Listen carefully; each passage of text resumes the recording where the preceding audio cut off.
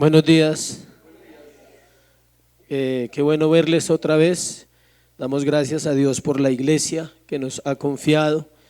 Pero como decía mi esposa, la iglesia solamente tiene una autoridad y se llama la Biblia.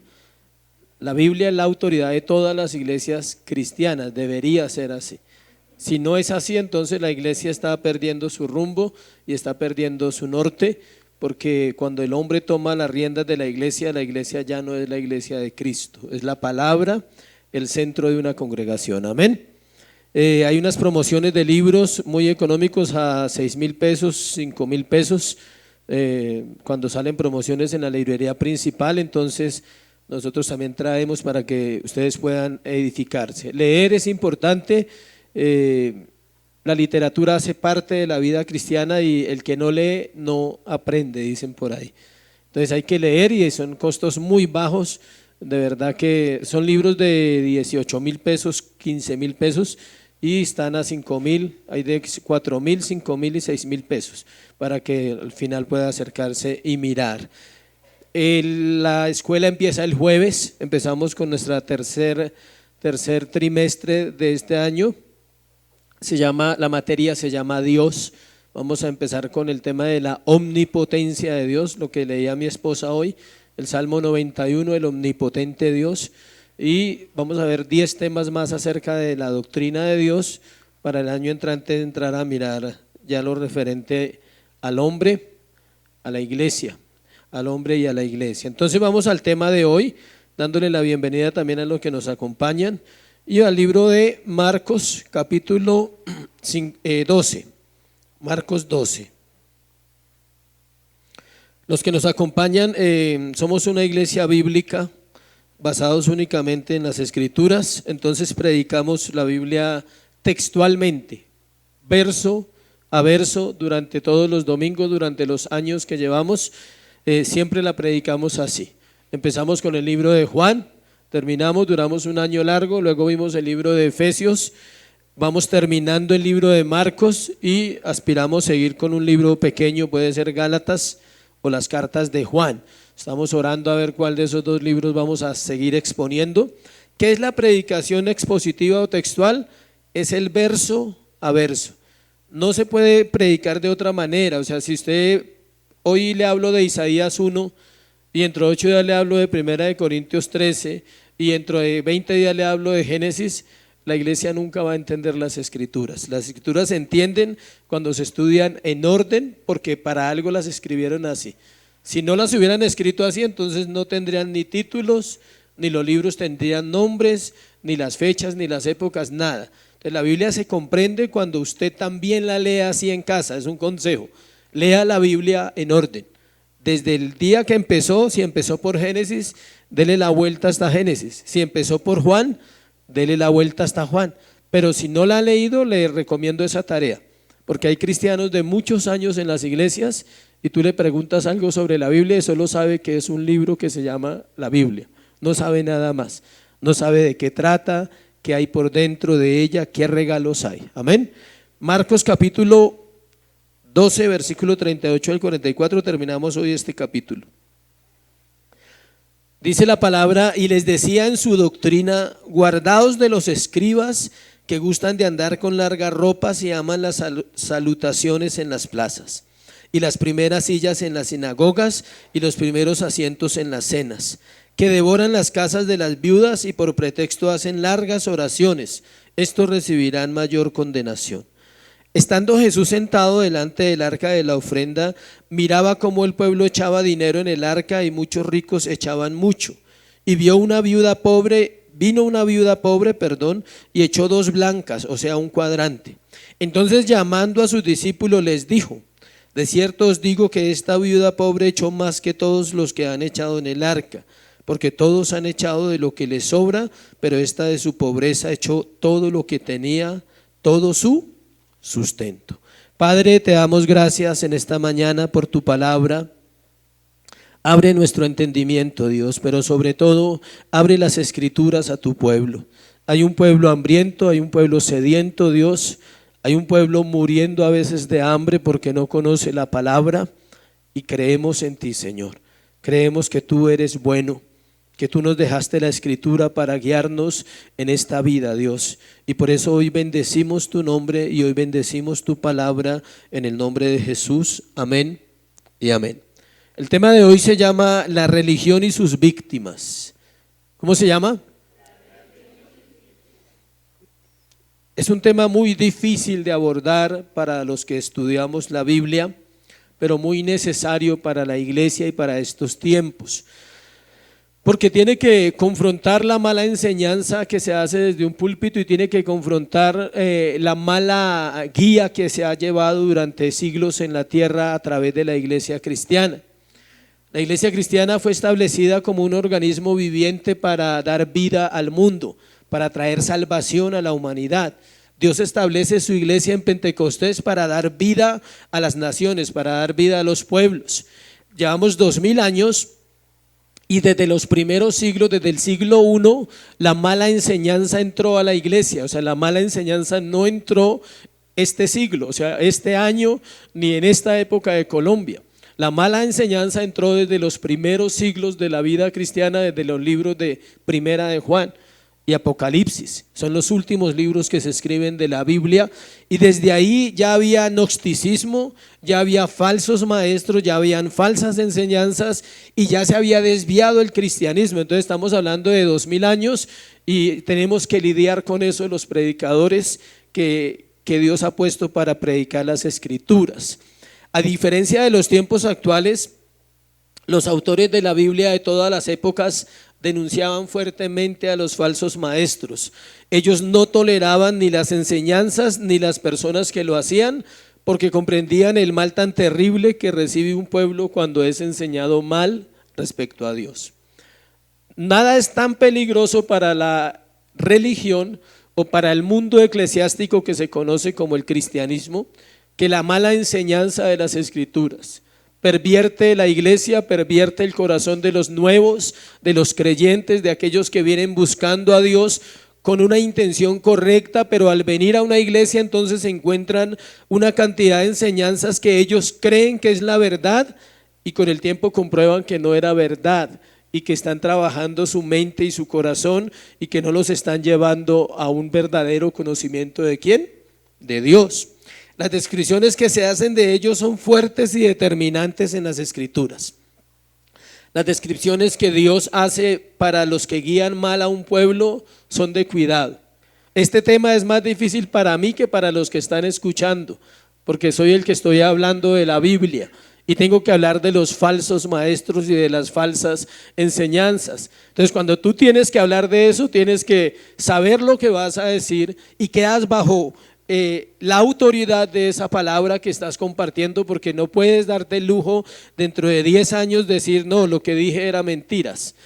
Eso es lo difícil, pero es necesario antes de mirar los puntos de hoy hacer un resumen cortico, una muestra de lo que dice Dios en la Biblia acerca de los que enseñan incorrectamente las Escrituras. Los describe como, le voy a dar todas las descripciones. Si alguno quiere y tiene dudas, le doy un consejo: busque una concordancia, ponga la palabra que quiera encontrar, hoy en día es fácil, y busca los versículos que hablan de eso y los encuentra en la Biblia, porque no puedo darle todas las citas porque son muchas las descripciones que Dios hace a través de su Biblia de los falsos maestros. Escuche las descripciones. Dios los describe como ciegos ignorantes, como perros mudos que no pueden hablar, soñolientos echados que aman el dormir, necios e insensatos, hombres prevaricadores, lobos rapaces, ciegos guías de ciegos, sepulcros blanqueados llenos de inmundicia, serpientes generación de víboras, ladrones y salteadores, esclavos de sus propios apetitos, charlatanes que falsifican la palabra de Dios, falsos apóstoles, obreros fraudulentos, siervos de Satanás, proveedores de un evangelio diferente, perros malos, obreros, enemigos de la cruz de Cristo. Todo eso está en versículos. Envanecidos que nada saben, hombres corruptos de entendimiento y privados de la verdad, cautivos del diablo, animales irracionales. No, duro, ¿no? Que a uno lo describan así. pero es lo que la Biblia dice, no podemos decirle mentiras. La Biblia no describe nunca a alguien que enseñe mal como a alguien bueno. Siempre lo describe como alguien que puede estar en esas características. Todos los que enseñan, que escuche por dónde está lo malo, todos los que enseñan que Dios es el mismo en cualquier religión, son falsos maestros. Dios no es el mismo. El Dios de la Biblia no es el mismo Dios de otras religiones, no puede ser. Porque el Dios de la Biblia demanda una sola cosa del hombre y es santidad, que el hombre venga a Dios buscándole. Llega pecador, pero debe ser transformado por el poder de la palabra y por el poder del Espíritu Santo. Todos los que dicen que el hombre puede venir a Cristo por sí mismo, no puede, porque está muerto. Efesios 2:1. Vosotros estabais muertos en vuestros delitos y en vuestros pecados. No podemos venir a Dios por sí mismos. Tenemos que ser ¿qué? Atraídos por el amor de Dios, atraídos por la misericordia de Dios, atraídos por la gracia de Dios. Todos aquellos que hablan un evangelio parcial. ¿Qué es un evangelio parcial? La mitad. Le voy a contar la mitad del evangelio. Prosperidad, sanidad y bienestar. Esa es la mitad. Escuche bien que yo no estoy diciendo que no sea cierto. Sí es cierto, Dios sí prospera. Primero el alma, dice Juan 3:2. Amado, yo deseo que tengas salud y que seas prosperado en todo, así como prospera ¿qué?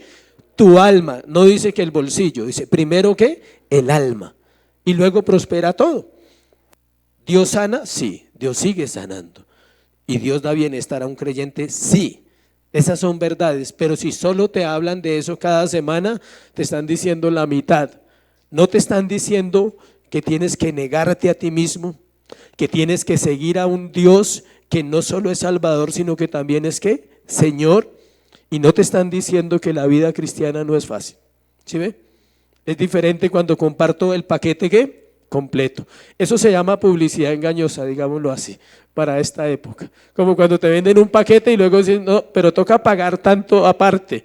Usted dice, pero eso no iba incluido ahí. No, no leyó las letricas que estaban ahí. Ahí decía una parte, pero no decía la otra.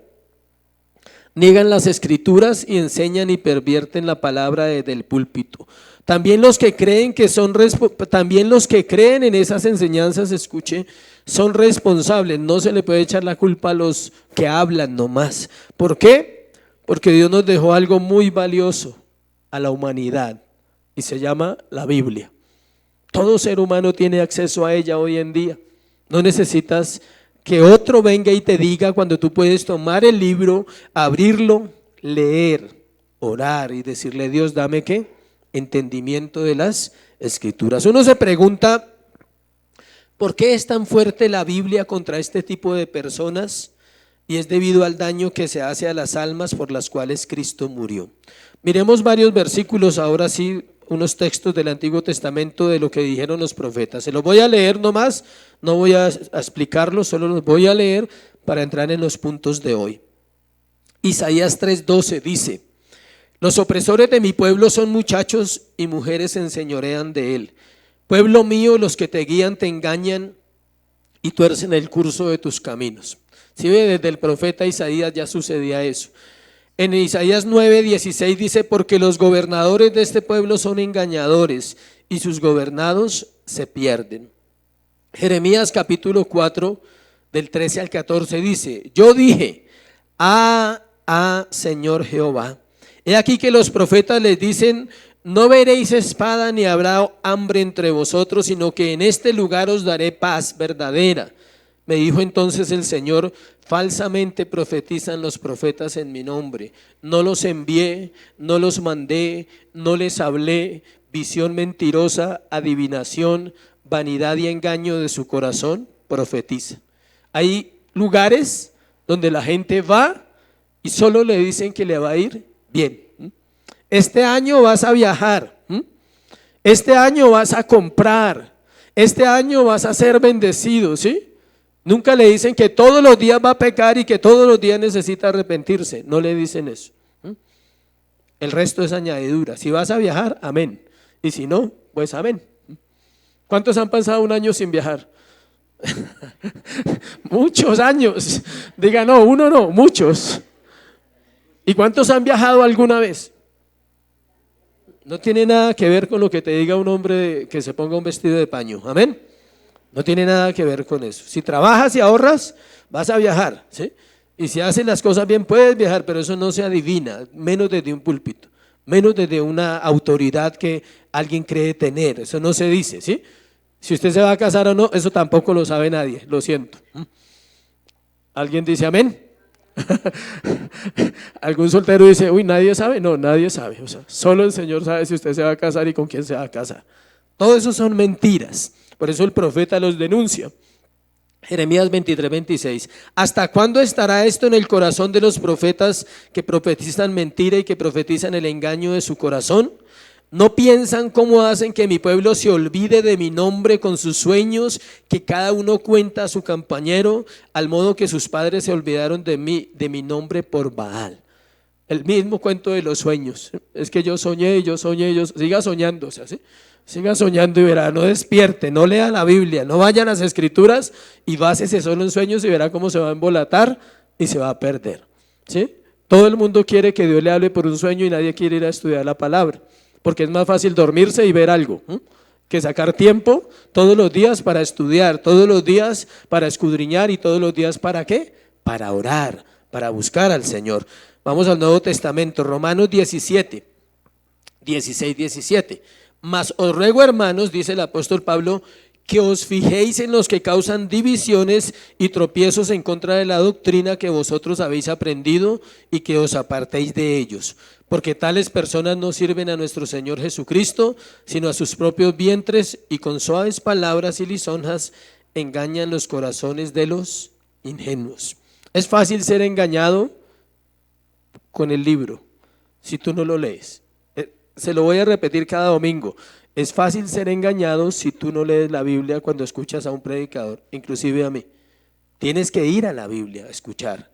Dios, si es cierto lo que dice ahí, tome la cita, al menos vaya, léalo por la tarde y diga, sí, por lo menos leyó la Biblia, ¿sí? Por lo menos citó los versículos que dijo que estaba citando.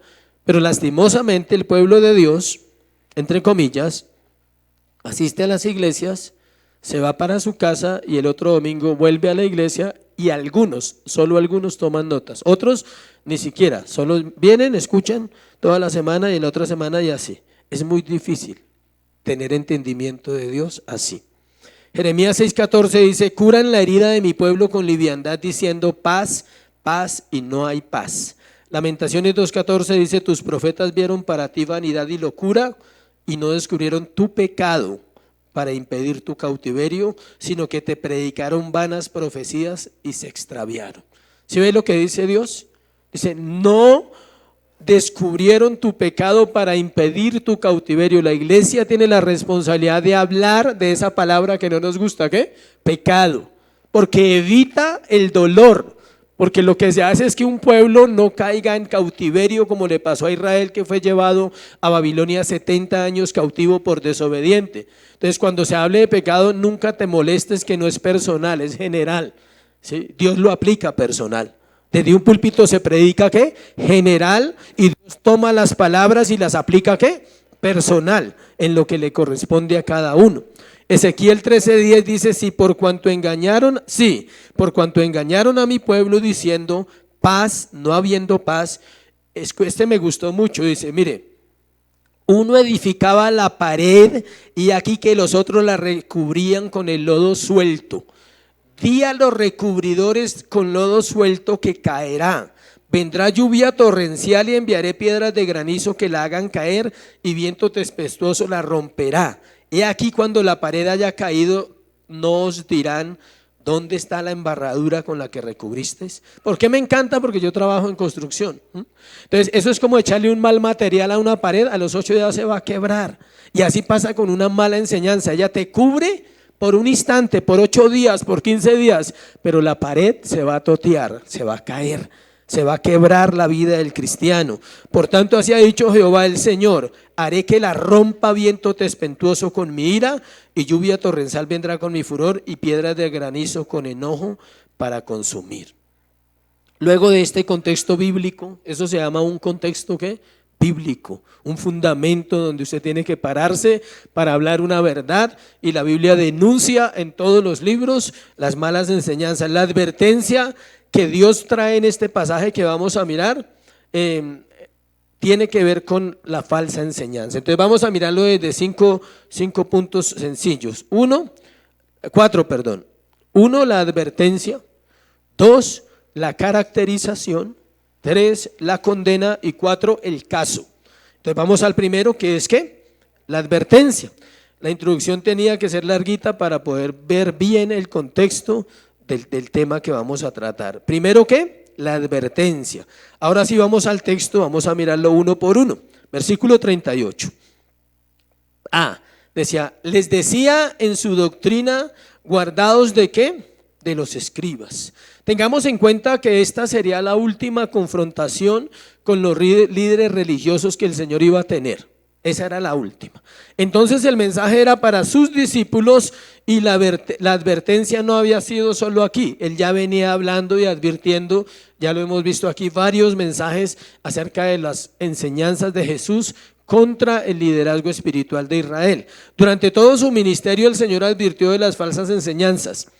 El mensaje se centraba en aquellos que tenían un punto de vista corrupto de la Biblia, de Cristo y del Evangelio. Escuche, un equilibrio cristiano demanda esas tres cosas: un punto correcto de la Biblia, un punto correcto de Cristo y un punto correcto ¿de qué? Del Evangelio.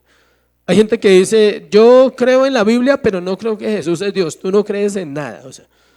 O sea, nadie puede creer en la Escritura y decir que Jesucristo no es Dios. No es que yo creo que Cristo es Dios, pero yo no creo que la Biblia sea su palabra, tampoco. Están amalgamadas. ¿Sí sabe qué es amalgamar? Unidas. No se pueden separar. Dios y su mensaje, Dios y su palabra, Cristo y su evangelio. La advertencia para la iglesia es la misma hoy. El apóstol Pablo lo dijo en Gálatas 1, versículo 6, versículo 7. No se lo voy a leer, pero dice, se lo parafraseo, allí dice que no hay un evangelio diferente. Pablo le habla a los Gálatas y les dice, estoy sorprendido, estoy aterrado, dice que tan pronto te hayas apartado a un evangelio diferente. Y él aclara, dice, no que haya otro evangelio, sino que algunos lo han ¿qué? Pervertido. Eso es lo que dice el apóstol Pablo. Queremos ir a la iglesia, escuche, a escuchar al hombre, no a Dios. Es más fácil escuchar algo. Ayer hablaba con un hombre que hace mucho tiempo no veía y le compartía de la palabra y me decía, pero ustedes cambiaron de ideología. Le dije, no cambiamos de ideología. Le dije, nos centramos en una doctrina bíblica. Le dije que estábamos un poquito por fuera. Sí, gracias a Dios Él nos dirigió para enfocarnos en una doctrina solamente ¿qué? Bíblica. El hombre te dirá lo bien que te puede ir si eres bueno. Yo le voy a dar un consejo si a alguien le sirve.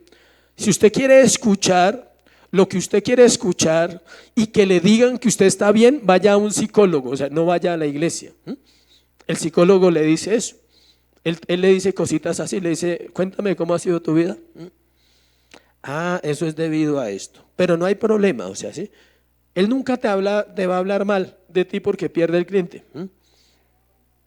El predicador sí puede hablar mal de la iglesia porque Dios es el que trae la iglesia, no el predicador. Esa es la diferencia. Queremos escuchar lo que nosotros queremos escuchar. Y el evangelio te dirá lo contrario. Escuche, que si vives para el evangelio tendrás que negarte a ti mismo y seguir a Jesús. Que eso implica entrega total y no solo desear bendiciones. ¿Cuántos saben que Dios ya nos bendijo? Amén. ¿Cuántos saben que la Biblia no dice que tenemos que correr detrás de las bendiciones? Deuteronomio 28. Que ellas nos alcanzarán cuando nosotros ¿qué? Obedezcamos la palabra de Dios. Esa es la fórmula, digamos, matemática o como la quiera poner usted. Yo obedezco, Dios me bendice. Y yo obedezco y a veces no me bendice para probarme también. ¿Sí? No es solo que siempre me va a bendecir cuando obedezco, porque hay gente que empieza a obedecer para que Dios lo bendiga. Segundo, entonces primero Él advierte, hace una advertencia. Ya la leímos y explicamos un poquito. Él dice, guardados de los escribas. Ahora vamos a la parte B del versículo 38, que es lo segundo hasta el versículo 40, y dice la caracterización. Escuche, dice que gustan de andar con largas ropas y aman las saturaciones en las plazas y las primeras sillas en las sinagogas y los primeros asientos en las cenas, que devoran las casas de las viudas. Dejémoslo hasta ahí. Aquí vemos por qué se llama la caracterización ese punto, porque Jesús le dice a la gente que lo está escuchando en ese momento, dice, yo les voy a dar 5 cositas que se ven en un religioso y en un falso maestro, escúchelas. Primera, andar con ropas largas. Estas eran largas vestimentas externas, costosas y adornadas. A ellos les gustaba eso. ¿Alguien está viendo la novela esa que están dando de María Magdalena? Ahí hacen una caracterización muy buena de los fariseos. Usted los viera cómo caminan. Así eran. Se tomaron la tarea, hicieron una entrevista y se tomaron la tarea de que para esa producción tuvieron que estudiar la Biblia. Y hacen bien la caracterización de los fariseos. Es impresionante, o sea, como ellos caminan y cómo se visten. Dicen que ellos usaban ropas costosas, adornadas y externas. Según Números 15, 38, 40, que es donde está el contexto, dice, habla a los hijos de Israel y diles, mire, que se hagan franjas en los bordes de sus vestidos por sus generaciones y pongan en cada franja de los bordes un cordón de azul. Y os servirá de franja para que cuando lo veáis os acordéis de todos los mandamientos de Jehová, para ponerlos por obra, y no miréis en pos de vuestro corazón y de vuestros ojos en pos de los cuales os prostituyáis, para que os acordéis y hagáis todos mis mandamientos y seáis santos a vuestro Dios. ¿Qué era eso? La ropa era especial, la que usaban los sacerdotes en el Antiguo Testamento, pero ellos le habían añadido una cantidad de cosas a esa ropa. En Mateo 23 dice, antes hacen todas sus obras para ser vistos por los hombres. Escuche esta palabra, pues ensanchan sus filacterias y extienden los flecos de sus mantos. ¿Alguien sabe qué son filacterias? Aparte de mi esposita. Filacterias eran unos pedacitos de cuero y ahí escribían los mandamientos, eran 613, ¿se acuerdan? Y se los colgaban en la ropa y cuando caminaban pues eso sonaba, porque aparte de eso le ponían tilín tilín, o sea, campanitas, ¿sí? Entonces cuando el fariseo iba caminando eso sonaba por todo lado y toda la gente decía, uy, viene el sacerdote, viene el ungido del Señor, ¿sí? Ellos eran notorios, eran notables, ellos se hacían ver dentro del pueblo. Cuando usted iba por el pueblo y veía a uno de ellos, su ropa era totalmente diferente. Hoy en día muchos hombres de Dios hacen eso. Ya no usan filacterias, pero usan una ropa extraña, toda rara, ¿sí? Se vuelven místicos, ya no están entre la gente, están aparte de la gente, ¿sí? Usan trajes de colores especiales de acuerdo a la ocasión, ¿sí? O sea, si usted no está de corbata, entonces usted no es un hombre de Dios, ¿sí? Y si usted no tiene el traje de $5,000, entonces usted no es un hombre de Dios, ¿sí? A eso se refiere, a ese tipo de fariseísmo que se ha mezclado dentro del cristianismo. Luego dice que también amaban las saturaciones en las plazas, saludos y más saludos, que los honraran más que a Dios. Sus ropas extravagantes los distinguían de los demás, no pasaban desapercibidos. O sea, a ellos les gustaba ser saludables más que un Alka-Seltzer, y saludaban a todo el mundo. Buscaban las primeras sillas, tercero, es decir, las más importantes en la sinagoga y en las cenas. Estos 3 aspectos mostraban el orgullo de un religioso: ropa ostentosa, saludos por todo lado, influencias, tráfico de influencias, y aparte de eso también el lugar. En la sinagoga habían unas sillas que eran exclusivas para el que compartía la palabra, y a ellos les gustaba hacerse ahí. ¿Por qué? Porque todo el mundo los veía. Así pasa con el religioso, él quiere que todo el mundo ¿qué? Lo vea, que todo el mundo vea su fe, que todo el mundo vea sus logros, que cuando logra algo dice, es que yo oré. ¿Sí? ¿Se ha conocido personas así? ¿O no hay? No, es que me metí en 40 días de ayuno y Dios me respondió. La Biblia nunca dice que se ayune para que Dios responda cosas, ¿sí sabía? Se ayuna para estar con Él. ¿Quieres algo más que Él? Piensa en eso. ¿Quieres algo más que Dios o hay algo más importante que Él? No. Nunca la Biblia usó el ayuno para pedir cosas. Siempre la usa ¿para qué? Comunión, tiempo con mi Dios. Me niego a comer, me niego a mi comida que la necesito porque Él es mi comida, sencillo. Porque Él es mi deleite, porque Él es mi alimento en ese momento. Pero ahí no dice que ayune por su marido. Jamás dice la Biblia eso. Son falsas enseñanzas. Devoran las casas de las viudas, abusan de lo poco que tenían las viudas. El hecho de que se le muriera el marido a una mujer en esa cultura es muy diferente a hoy. Era terrible, o sea, en esa cultura ellas no tenían valor. ¿Se acuerdan que hemos hablado de eso? La mujer ocupaba el lugar 16 en valor.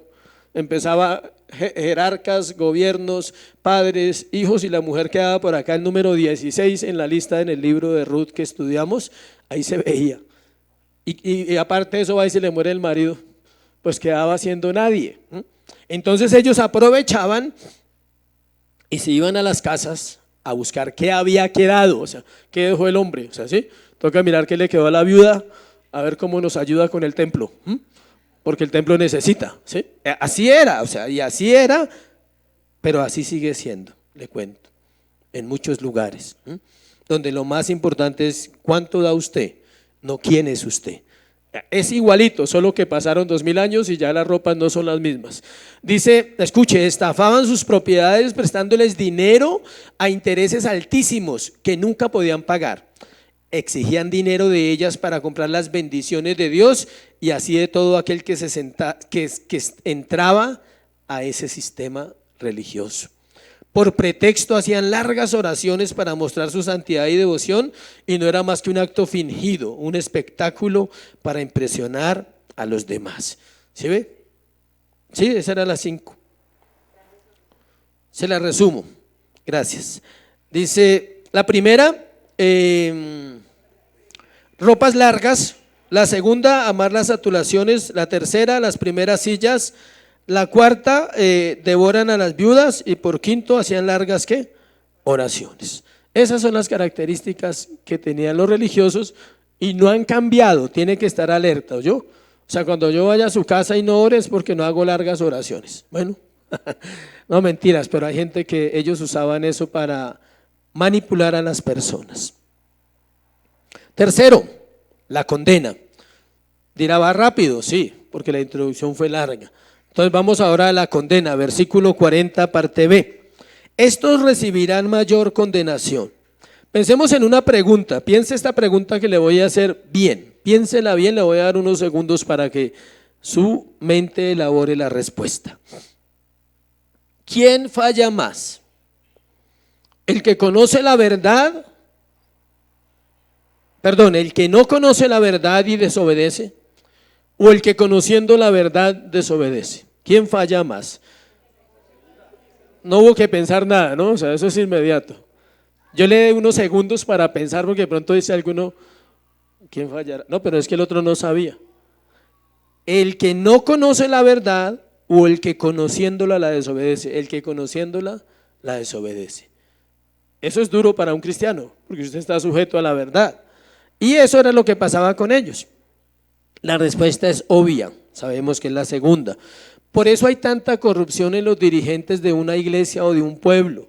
Los gobernadores son los que están transgrediendo las leyes, como pasa en Colombia y en las naciones.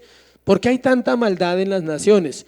Porque desde los gobernantes en adelante, ellos son los que infringen la ley. Y ellos son los que ponen la ley, pero le hacen mañas para ellos después, ¿qué? Infringirla. Exactamente eso hacían ellos. Ellos manipulaban la escritura de tal manera que para ellos no tuviera el estándar 10, pero al pueblo sí le exigían el 10. Y cuando se trataba de ellos, la acomodaban para que la vida de ellos fuera 6. O sea, ellos aceptaban cositas que eran pecado, pero el pueblo no podía pecar. ¿Sí me explico? Entonces, ellos tenían un estándar muy alto de religión y ese era el problema. En Mateo 23, miremos. Ese pasaje de Mateo 23 es el contexto de este. Acuérdese que todos los evangelios tienen contexto igual. Marcos, Mateo y Lucas, se llaman los 3 sinópticos. Juan no entra ahí, pero los tres evangelios tienen las mismas historias. Esta es la misma historia, el mismo día, la misma hora, pero aquí narra Mateo un poquito más. Miremos algunos de los versículos de lo que Jesús le dijo, Mateo 23, a los fariseos ese día, versículo 13. Mire lo que les dijo, que es de lo que yo leí al principio, las características de los falsos maestros. Mas hay de vosotros, escribas y fariseos hipócritas, porque cerráis el reino de los cielos delante de los hombres, pues ni entráis vosotros ni dejáis entrar a los que están entrando. El religioso estorba para que otros conozcan a Dios. Y no estoy hablando de solo los líderes de esa época, hoy igual. Nada es más dañino para la iglesia que un cristiano que no tiene un buen testimonio, que un cristiano que es quejoso.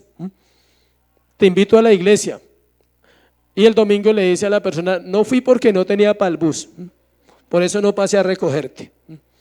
¿Cómo queda el evangelio? ¿Para qué lo invitó entonces si usted no iba a ir? Ese es el mal testimonio, cuando tú le dices a alguien, yo te invito a la iglesia y paso a recogerte, y resulta que usted se vino, se le olvidó porque no es su prioridad, y el lunes se acuerda y lo llama y dice, oye, qué pena, no pude pasar. Y preciso la persona dice, pero yo estaba listo para ir. Eso, a eso se refiere, ese es el estorbo. Cuando tú vives una cosa acá en la iglesia y en la casa vives otra. Cuando las mamás solo gritan y gritan y gritan en la casa en vez de enseñar. Dios llamó a las mamás a enseñar a sus hijos, no a gritar todo el tiempo. Eso es testimonio. Cuando el hombre no ocupa su lugar en casa como cabeza espiritual. Entonces los hombres dicen, no, pues me da igual, esa pareja vive igual que nosotros y ellos van a la iglesia y nosotros vivimos mejor. Antes vivimos mejor que ellos. ¿Se ha escuchado esos comentarios? Una vez me subí a un bus y una señora le hablé de Dios, empecé a hablarle de Jesús y ella me dijo, no, es que yo tuve una mala experiencia, dijo, con unos cristianos. Empezando porque el vecino de al lado, él va a una iglesia, pero también llega, el sábado llega borracho y el domingo sí madruga a la iglesia, eso sí, juiciosito con su vestidito de paño. O sea, todos los domingos sale con su esposa y sus hijos de la mano, pero el sábado llega todo borracho, dijo, empezando por ahí. Dijo, y otro día por allá fue una persona a orar en mi casa y eso me hizo un show terrible. Dijo que la casa estaba llena de demonios y una cantidad de cosas. Y le dije, ¿de qué iglesia era? Y no les voy a decir de qué iglesia era. Bueno. Entonces yo le dije, bueno, y me dijo, ¿y usted a dónde asiste? Le dije, a una iglesia. Le dije, sí. No le quise dar el nombre, o sea, me dio pena. Le dije, no, yo asisto a una iglesia cristiana. Bueno, le dije, entonces, cuando quieras volver tu corazón a Dios o cuando Él ponga en ti eso, busca un lugar donde te congregues. No la invité al lugar donde iba porque dije, no, ella no irá allá nunca más. Ya había ido, dijo, no. Versículo 15. Ay de vosotros, escribas y fariseos hipócritas, porque recorréis mar y tierra para hacer un prosélito, y una vez hecho le hace 2 veces más hijo del infierno que vosotros. Duro eso. O sea, dice, ni usted es salvo, ni usted me tiene a mí y comparte y cree que va a ayudar a salvar a otro cuando ni siquiera usted, ambos se van a perder, dice. Esta parte se conoce como los ayes de Jesús. Hay ayes de Dios también, del Padre, pero estos son los ayes de Jesús. No guían a salvación, sino a perdición. Versículo 15. Una persona religiosa nunca guiará a otro a la salvación. Lo guía a ser igual a él, religioso. Amén. Versículo 16. Hay de vosotros guías ciegos que decís, si alguno jura por el templo no es nada, pero si alguno jura por el oro del templo es deudor. Note el corazón de estas hermosuras. Dice, cambian la palabra a conveniencia. ¿Sí ve? Ellos dicen que si alguno jura, ¿por qué? ¿Qué dice ahí? No es nada, dice. Pero si alguno jura por el oro del templo es deudor. O sea, para ellos era más importante el dinero del templo que el templo. Y aparte de eso está fuera de la Biblia porque Dios dice, no jurarás por nada. Ni por el cielo, porque es el trono de Dios, ni por la tierra, porque es el estrado de sus pies. Se lo expliqué creo que hace 8 días, ni por la mamacita ni por nadie. No se puede jurar por nadie. Y ahí dice que si juraban por el templo, no era tan malo. O sea, juren por el templo, pero no juren por el oro del templo, porque eso sí es delicado que ustedes se metan con el oro del templo. Esas eran las enseñanzas de ellos. Cambian la palabra a conveniencia. Versículo 23 dice: hay de vosotros, escribas y fariseos hipócritas, porque diezmáis la menta y el eneldo y el comino, y dejáis lo más importante de la ley, la justicia, la misericordia y la fe. Seleccionan qué obedecer. Algunos diezman, pero viven una vida terrible. Seleccionan, dicen, no, yo diezmo porque creo que Dios me va a bendecir, pero sus vidas no están en orden. Otros al contrario, tienen vidas ordenadas, pero no obedecen el mandamiento de dar para la casa de Dios. ¿Sí ve? Es un equilibrio. Lo uno, y ahí él les dice en el versículo 23, ahí dice, esto era necesario hacer sin dejar de hacer aquello. O sea, hay que hacer ambas cosas, lo uno y lo otro. Versículo 27. Hay de vosotros, escribas y fariseos, hipócritas, porque sois semejantes a sepulcros blanqueados, que por fuera la verdad se muestran hermosos, mas por dentro están llenos de huesos de muertos y de toda inmundicia. Por dentro están muertos, aunque por fuera se vestían muy bien. ¿Se acuerda de las vestimentas? Y su forma de hablar era elocuente y era esa falsa piedad, y cualquiera lo veía y decía, no, ese es el ungido del Señor, pero por dentro estaban muertos, porque es una piedad, ¿qué? Falsa. Hay gente que le encanta ir a los eventos solamente. Mucha gente se la pasa de evento en evento, porque dicen que viene un profeta y va allá para que ore por él y para que oren por ellos. Esos son piadosos falsos. Hay gente que da consejos de piedad y su corazón está muerto, ¿sí? Porque su corazón no vive lo que dice. Perdona, pero tú no perdonas. Para que tú le des un consejo a alguien de perdonar, el requisito es que tú tengas un corazón ¿qué? Perdonador. De lo contrario, quédate callado y dile, ven y oramos por los dos. Sí. Dile, sé sincero, dile, ven, oremos, que Dios nos ayude a perdonar. A mí también me cuesta. ¿Es más sincero o no? A usted decirle, no, usted tiene que perdonar. Es que la Biblia dice que usted tiene que perdonarle. Y tú no has perdonado, o sea, tu corazón no ha perdonado, guarda cosas. Entonces, ¿para qué dices eso? A eso se refiere ese texto. Versículo 29-30. Hay de vosotros, escribas y fariseos hipócritas, porque edificáis los sepulcros de los profetas y adornáis los monumentos de los justos. Y decís, si hubiésemos vivido en los días de nuestros padres, no hubiésemos sido sus cómplices en la sangre de los profetas. Se creen buenos y juzgan a los demás. Note la falsedad de estos hombres que llegan y dicen, si nosotros hubiéramos vivido cuando vivió Ezequiel, no lo hubiéramos rechazado. Si hubiéramos vivido cuando vivió Isaías, no le hubiéramos desobedecido. Si hubiéramos vivido cuando vivió Jeremías, le hubiéramos creído al pobre Jeremías. 50 años y nadie le creyó. 50 años predicando y nadie le creyó. Y ellos decían, si nosotros hubiéramos estado en esa generación, nosotros no hubiéramos sido como nuestros padres, sino que nosotros sí hubiéramos hecho caso. Ese es el fariseo que dice, yo sí hago caso de la Biblia, por eso es que estás tú mal, porque tú no haces caso de la Biblia, ¿sí? Y son frases así elaboradas, pero siempre, tristemente escuche, no estoy juzgando, aclaro, el mensaje no es un juicio. El mensaje es para que entendamos que hay personas víctimas de la religión y que cuando tenemos la verdad y tenemos el privilegio de escuchar las escrituras desde el contexto que fueron escritas, no podemos callar y tenemos que decirle a esas personas que hay una esperanza en salvación, que hay una esperanza y es volver el corazón a Dios y a sus escrituras de una manera que fiel. Versículo 33. Serpientes, generación de víboras, ¿cómo escaparéis de la condenación del infierno? El Señor declaró su condenación. Dijo, ¿cómo van a escapar? Pero sí hay una forma de escapar de la religión. Se llama arrepentimiento. Dios, perdóname. Me he basado solamente en lo que yo creo. No me he basado en tus escrituras. Me he basado solamente en mis acciones, en pensar que soy una persona que hace todo bien. Me he basado solamente en mis logros, en mis éxitos, en mis actitudes. pero ahora quiero basarme en ti. Quiero dejar mi vida ahí para que tú hagas conmigo lo que tú quieres hacer. Y llegamos al culmen, al cuarto, que es el caso. Esto fue sorprendente para mí, pero muy agradable esto, encontrar lo que encontré aquí en este estudio. Yo también decía lo mismo que decían los comentaristas.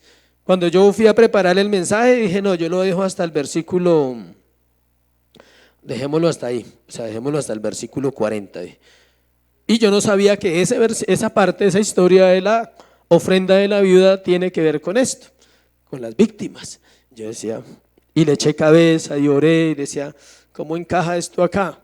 Y estudiando, encaja perfectamente. Escuche, este es el caso que el Señor les muestra a todos.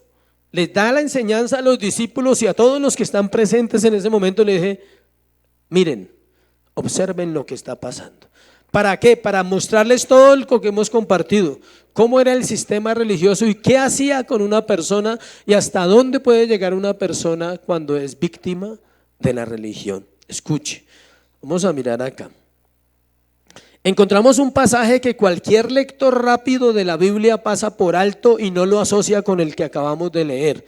Por eso la Biblia, aparte de eso, en la Biblia está dividido, le pone a usted más complicaciones. Porque usted dice, pero ¿por qué pusieron otro título ahí? La ofrenda de la viuda. Algunos comentaristas difieren en cuanto a la interpretación de esta breve historia, pero aclaremos lo que no es. Voy a leerle la historia y voy a decirle unas interpretaciones falsas de ese pasaje. Escuche lo que dice. Estando Jesús sentado delante del arca de la ofrenda, miraba cómo el pueblo echaba dinero en el arca y muchos ricos echaban ¿qué? Mucho. Y vino una viuda pobre y echó 2 blancas, o sea, un cuadrante. Ahorita le digo cuánto valía eso en esta época. Entonces, llamando a sus discípulos, les dijo, de cierto os digo que esta viuda pobre echó más que todos los que han echado en el arca, porque todos han echado de lo que les sobra, pero esta de su pobreza echó todo lo que tenía todo su sustento. Algunos enseñan, vamos a mirar cómo lo han enfocado precisamente los falsos maestros. Cómo la iglesia, cuando quiere algo, enfoca la Biblia como le conviene. Dice, algunos enseñan que la generosidad no puede medirse por la cantidad que se da, según ese pasaje. Esto justifica a los que no dan. Algunos dicen, no, pero ella era pobre y pues dio todo lo que tenía.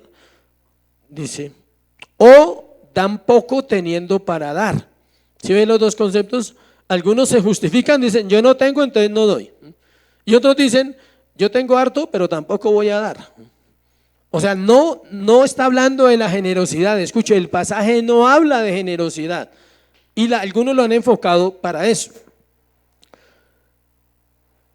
Supuestamente dice, otros dicen que la generosidad debe medirse por el nivel de abnegación del dador, como lo representa el porcentaje de la persona que estaba dando. ¿Cuánto dio ella? Ella, todo. Entonces algunos dicen, es generoso el que da todo. Dice, hay abnegación falsa también. Y se piensa que si doy todo, soy mejor que los demás. Fariseísmo. Hay gente que le gusta dar, pero no lo da con un corazón limpio y sano. Lo da siempre esperando algo de recibir. Eso no es fácil. Otros dicen que el valor de lo que se da se relaciona directamente con la actitud. Todos estos son temas de ofrenda que usted escuchó en algún momento. ¿Fue dada la ofrenda con la humildad desinteresada como una expresión de amor y devoción a Dios? Pregúntese. ¿Habla el pasaje de eso? Al haber dado todo lo que tenía, ella tenía la menor cantidad para ella ahora. Mucha humildad. Mucha humildad. Parece la actitud más agradable para Dios. Entonces diríamos que la ofrenda que agrada a Dios es dar todo lo que poseemos. La Biblia no dice eso. Exclusivamente en la parte económica no dice eso. La vida sí. Usted tiene que entregarle la vida a Dios, pero usted necesita responder aquí por muchas cosas. Si una persona da todo para la iglesia, ¿cómo paga sus responsabilidades? ¿Cómo alimenta a sus hijos? ¿Sí ve? ¿Vamos bien? Vamos bien en la explicación porque va a estar bueno. Sin embargo, todas estas ideas abusan de la narración del texto. Jesús no sacó ningún principio acerca de la conducta de la mujer. Él no sacó ningún principio. Él simplemente le dicen, vengan, miren. Y él dice, de cierto os digo, él dice, llamó a sus discípulos. Vamos ahorita a mirar el texto. El texto no nos dice que condenaría a los ricos. El texto no nos dice que el Señor está condenando a los ricos por su generosidad tampoco. Sí, porque dice que los ricos, lea el texto, dice, ¿daban qué? Mucho, porque tenían mucho. O está condenando a la viuda porque ella dio todo lo que tenía y se quedó sin nada, tampoco. No hizo comentarios en cuanto a la acción o la actitud o a lo espíritu con que ella dio la ofrenda. Tampoco instruyó a los discípulos a seguir ese ejemplo. Si ve que él no dice, venga, les muestro cómo ustedes deben de ofrendar, tampoco. Dice, es más, la narración no deja claro que ella conociera a Dios. En ningún momento dice que ella conociera a ¿quién? A Dios. O que creyera en Cristo. Eso se llama poner en la Biblia lo que no existe, cuando usted empieza a inventar. Es que ella conocía a Dios, la Biblia no dice que ella conociera a Dios. Por eso se pega al texto anterior, a un sistema ¿qué? Religioso. El Señor no hizo ningún planteamiento en cuanto a este acto. No se puede interpretar este texto como una lección de mayordomía. Hay otros textos que hablan de la mayordomía del cristiano, este no. Tristemente este texto es muy usado para recoger la ofrenda en las iglesias y es muy manipulado porque ella dio todo lo que tenía y te lanzan esa frase, ¿sí? Así al final. Acuérdense que la viuda dio todo lo que tenía y era ¿qué? Pobre. Y tú no eres pobre, puedes dar más. ¿Sí ve cómo está el mensaje? Mire, ahora vamos a mirar. Entonces, ¿qué queda claro aquí? Que la viuda no es la heroína. Ella es una víctima engañada por la falsa doctrina de los falsos maestros del legalismo de los judíos para hacerle entregar todo lo que tenía. Ese era el propósito de la doctrina falsa y ese será siempre el mismo propósito. Diciéndole que eso le traería la bendición de Dios. Por eso este pasaje se relaciona con el anterior, porque ella es una víctima de la religión. Terminemos el pasaje. El Señor está sentado delante del arca. ¿Dónde estaba el arca? Usted se pregunta cuando lee la Biblia cosas o solo lee y no pregunta. El arca estaba delante en el atrio de las mujeres, que se encontraba abierto a todo el pueblo judío. En el templo habían secciones y había un atrio donde las mujeres estaban. Ellas no podían entrar a todo el lugar y estaba allí. Escuche, tenía 13 receptáculos en forma de trompeta donde se depositaba el dinero, 13 alfolís, digámoslo así, pero eran en forma de trompeta, ¿sí? Metálicos. Y eso sonaba cuando usted echaba la ofrenda, eso sonaba porque eran monedas de oro y de plata. Entonces, entre más sonara, usted más echaba, ¿sí? El Señor miraba cómo el pueblo echaba su dinero. Versículo 41b dice, estando Jesús sentado delante del arca de la ofrenda, miraba cómo el pueblo echaba el dinero. Los ricos echaban mucho, estas personas tenían mucho dinero y podían dar mucho. La viuda dio 2 blancas, ahí dice que la viuda dio ¿cuánto? 2 blancas. Ese era el valor, era la moneda más baja de Israel. Equivale a la 60ª parte de un denario, que es el salario de un día. Entonces yo me tomé la tarea de sacar cuánto es un día, son 30,000 pesos, y si se divide en 60, o sea, usted dio 500 de ofrenda, 500 pesitos, ¿sí? Para que nos ubiquemos en el contexto. Y dio 2 blancas, o sea que dio un billetico de 1,000, el billete más, ¿sí?, más alto de la denominación colombiana.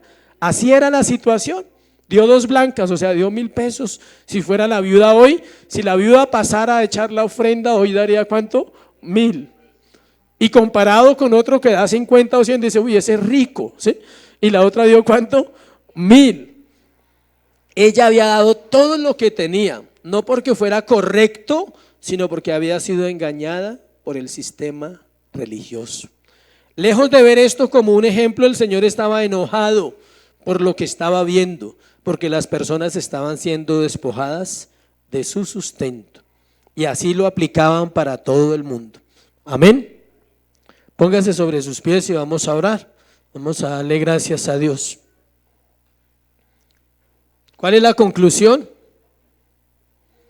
Escudriñar las Escrituras, porque en ellas está el poder de Dios. Y no, todos esos pasajes sí arrojan luz. ¿Sí ven cómo arroja luz un pasaje de esos? No, nadie le puede decir a usted que dé todo lo que usted tiene para una iglesia, jamás. Nadie se lo puede decir, porque caería víctima de un sistema. Y se ha escuchado, por eso dan programas en Séptimo Día, se ha visto cuando dan programas de que el pastor le quitó la casa, el pastor no sé qué, sucede, y es cierto, y nuestra tarea desde el púlpito es advertir, ella fue una víctima de la religión. Nunca use ese pasaje para pedir una ofrenda, amén. Úselo para advertir acerca de las enseñanzas y oremos que Dios nos guarde de ser religiosos. La religiosidad se debe combatir cada 8 días en la iglesia, dicen los que saben. Por eso usted escuchará mucho ese término. Porque la religiosidad aleja a los que están sin Dios de Dios. Porque ellos no quieren, el mundo detesta, escuche. Por eso los filósofos, los humanistas, los científicos no aman la religión. ¿Sí sabía? Ellos dicen que la religión es el opio del pueblo. Eso lo dijo un hombre muy educado, muy inteligente, pero no dijo mal, porque cuando el mundo ve religión en los cristianos no quiere a Dios. Ellos quieren a Jesús y Jesús no era religioso. Jesús no se vestía como ellos, no hablaba como ellos y no enseñaba como ellos. Amén. Se enseña con la vida, cristianos, se enseña con la vida. Cada palabra que uno dice de aquí para allá, uno le dará cuentas a Dios de esas palabras y uno debe cuidarse de ese estilo de vida religioso, de llegar a una casa y ver demonios por todo lado. Eso se llama religiosidad, ¿sí? De estar usando métodos en vez de ir a la Biblia. ¿Cuántos saben que la Biblia no dice, por ejemplo, yo sé que esto todo lo hemos hecho en algún momento, cúbrase con la sangre? ¿Sí? ¿Se ha escuchado esa frase en el medio cristiano? Si usted me muestra dónde dice la Biblia eso, siga cubriéndose, amén. Y si no lo encuentra, no necesita cubrirse, amén. Los hijos de Dios somos salvos por gracia y por fe, y eso incluye todo: protección, bendición, vida, todo. O sea, Dios no te da por cositas. Hoy lo salvo y mañana lo bendigo. No, ya nos bendijo, dice Efesios, con toda bendición espiritual en los lugares celestiales en Cristo. Y luego todo el capítulo nos dice para qué lo bendijo: para alabanza de su gloria, para vivir una vida de amor, para vivir una vida de sabiduría, para vivir una vida de entrega a Dios, ¿sí? Entonces hay gente que dice, no, cuando vaya a hablar con esa persona, cúbrase con la sangre de Cristo. O sea, los demonios no se transfieren, ¿sí sabía? Nadie le transmite demonios a nadie. La carne, cuando peca, da opción al enemigo, al adversario, para que él venga y pueda vivir en una vida, porque tiene un argumento: pecado, y el pecado se abre puertas al mundo espiritual. Pero yo puedo hablar con un brujo y él no me va a transmitir demonios, ni yo le voy a transmitir a Dios tampoco. Él necesita conocerlo y yo estoy seguro que no me va a pasar nada. Amén. Padre, gracias por tu enseñanza. Ayúdanos en esta mañana. Te bendecimos, Dios, te damos gracias por este tiempo. Oramos, Señor, por la iglesia de Cristo en todo el mundo, pero oramos por esta iglesia, Señor, que tú has permitido establecer en este lugar, que sigas tú guiándola, que sigas tú enseñándonos la palabra, que hay necesidades en los que vinieron, somos conscientes de ello, y oramos porque tú suplas la mayor necesidad en su corazón. Se llama Cristo.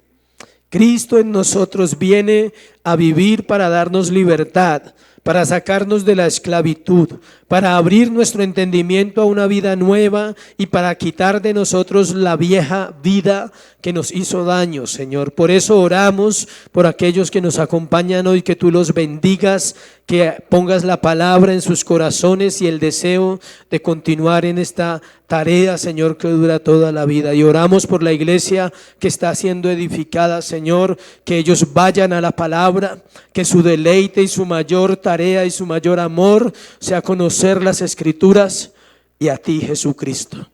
Tú eres Dios. Te adoramos esta mañana. Dale gracias a Cristo.